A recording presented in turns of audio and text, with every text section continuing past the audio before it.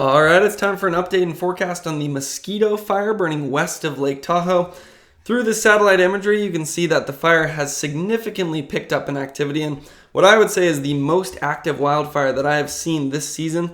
We saw it pick up this afternoon as temperatures reached into the triple digits, relative humidity reached into the teens, and there's a large amount of fuels and steep terrain, basically checking all the boxes for extreme fire weather and fire conditions.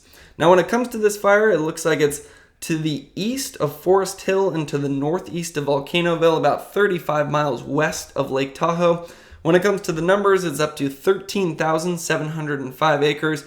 It's at 0% containment, and there are a number of new evacuation orders and warnings in place, so it's always good to stay updated with the most recent local information.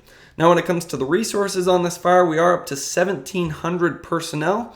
And when it comes to the fire itself, there's a few different things going on here. One, you see those red dots? It looks like it's burning in basically all directions right now.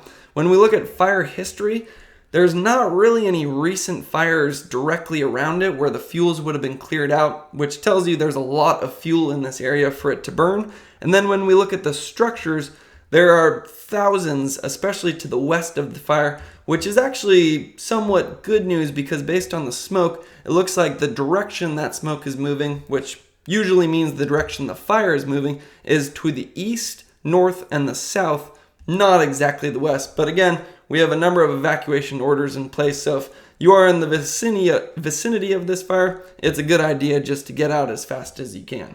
Now, when it comes to the weather, that's what's been playing a huge role in its activity the last couple of days. Max temperature today was 101, relative humidity dropped down to 15%. Tomorrow, we're actually going to have those same 25-mile-per-hour winds, similar temperatures around 100 degrees, but even drier conditions with relative humidity in the single digits. So, expecting actually more active behavior tomorrow. So to stay updated with this one, you can go to Holt Hanley Wildfire Forecasting on YouTube.